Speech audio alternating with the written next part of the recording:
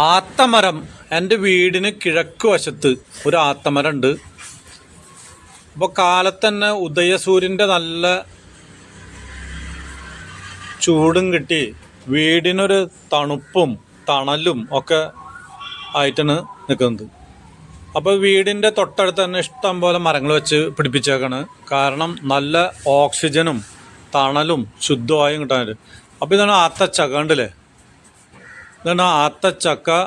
ഇത് ഒടിച്ചെടുക്കണമെങ്കിൽ ഇത്തിരി ബുദ്ധിമുട്ടാണ്. കാരണം ഇതിൻ്റെ ഞെട്ട്, ആത്തച്ചക്കയുടെ ഞെട്ട് ഭയങ്കര ബലമാണ്. അതുകൊണ്ട് മാങ്ങ പൊട്ടിക്കുന്ന പോലെ ഒന്നും പൊട്ടിച്ചെടുക്കാൻ പറ്റില്ല. അപ്പോൾ ഉണ്ടല്ലേ ഇഷ്ടം പോലെ ആത്തച്ചക്ക ഉണ്ടായി കണ്ട് നമുക്ക് കൊതിയാവും ഇതിൻ്റെ കളർ കണ്ട് കഴിഞ്ഞാൽ.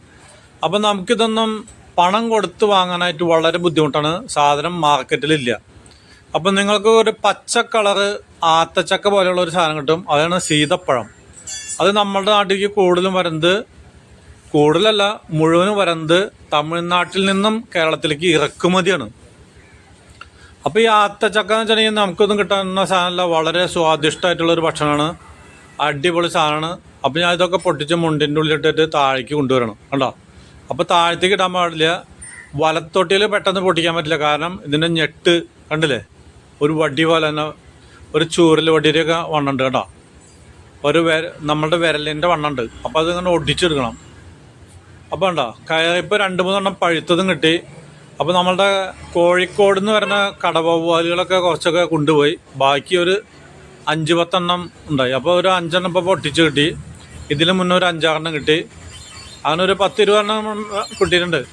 അപ്പോൾ ഇഷ്ടം പോലെ പുളിയോമ്പാണ്. പുളിയോമ്പൊക്കെ എന്നെ കടിക്കാനൊന്നും പറ്റില്ല. കടിച്ചിട്ട് അവൻ്റെ പല്ലും ഇതൊക്കെ പൊഴിഞ്ഞു എന്നുള്ളൂ. അല്ലാണ്ട് എന്നെ കടിച്ചാലൊന്നും എൻ്റെ ശരീരവും മുറിയില്ല, അവന് ഒരു രക്ഷയുമില്ല. അപ്പോൾ ഇത് കണ്ടില്ലേ. അപ്പോൾ സബിത അവിടെ ഉണ്ട്, വേഗം കൊണ്ടുപോയി നമുക്കൊക്കെ കഴിക്കാമെന്ന് പറഞ്ഞിട്ട്. അപ്പോൾ ഇതൊക്കെ പച്ചയാണ് 4 ഒരെണ്ണം പഴുത്തത്. അപ്പോൾ ഇതിൻ്റെ കുരുവൊക്കെ വളരെ കറുത്ത കളറാണ്. അതങ്ങോട്ട് കുഴിച്ചിട്ടുണ്ടെങ്കിൽ നമുക്കിത് മഴയ്ക്ക് മുന്നേ കുഴിച്ചിട്ട് വെച്ചിട്ടുണ്ടെങ്കിൽ, പുതുമഴയ്ക്ക് മുന്നേ കുഴിച്ചിട്ടുണ്ടെങ്കിൽ ഇനി ഇത് നനയ്ക്കേ വേണ്ട.